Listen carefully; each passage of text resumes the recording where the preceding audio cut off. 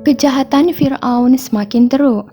Pengikut Nabi Musa diseksa berpaling dari ajaran Islam dan menurut kembali perintah Fir'aun.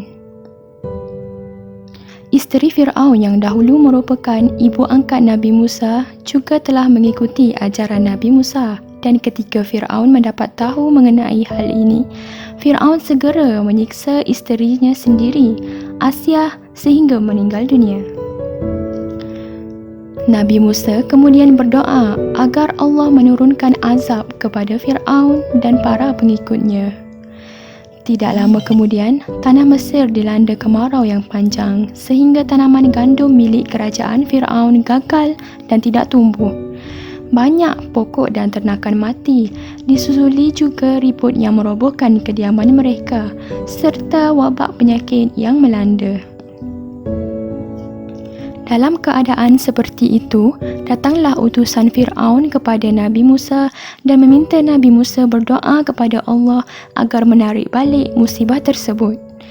Nabi Musa akan berdoa sekiranya Fir'aun berjanji untuk membiarkan Bani Israel meninggalkan Mesir bersama Nabi Musa. Namun setelah keadaan menjadi normal, Fir'aun memungkiri janjinya. Kaum Bani Israel yang menjadi pekerja buruh dan sebagainya masih diperintahkan untuk bekerja secara paksa di Mesir, dan pengikut Nabi Musa akan terus diseksa oleh Fir'aun.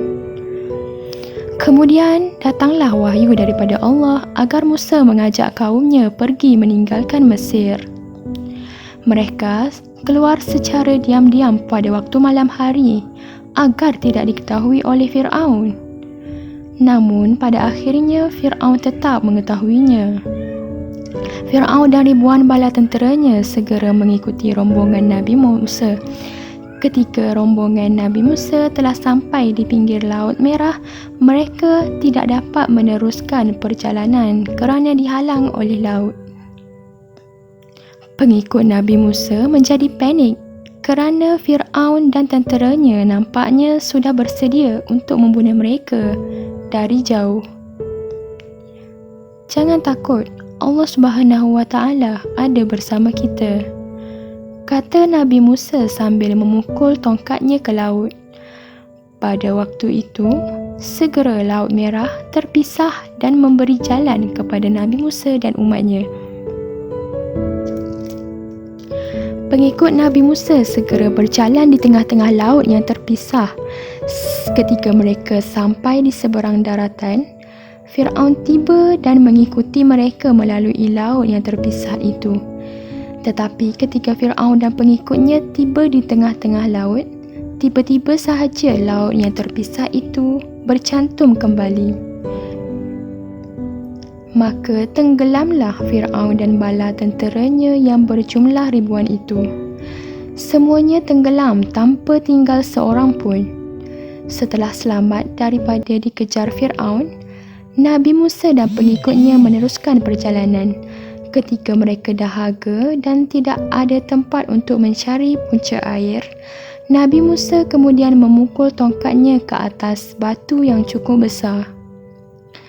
Jadi dari batu itu mengalirlah air yang mereka boleh minum pada waktu itu. Dan ketika rombongan Nabi Musa masih dalam perjalanan, mereka merasa sangat panas kerana panasnya matahari ibarat memanggang bumi. Tidak ada tempat perlindungan dan tidak ada satu pohon pun yang dapat dilihat oleh mereka. Pada waktu seperti inilah Allah memberikan nikmat dalam bentuk awan yang mengikuti dan melindungi perjalanan mereka. Demikianlah kisah Nabi Musa AS membelah Laut Merah yang dapat menenggelamkan Raja Fir'aun yang kejam. Semoga kisah Nabi Musa ini dapat menguatkan iman kita agar kita lebih percaya pada kebesaran dan kekuasaan Allah Subhanahu wa Ta'ala. Amin ya rabbal alamin.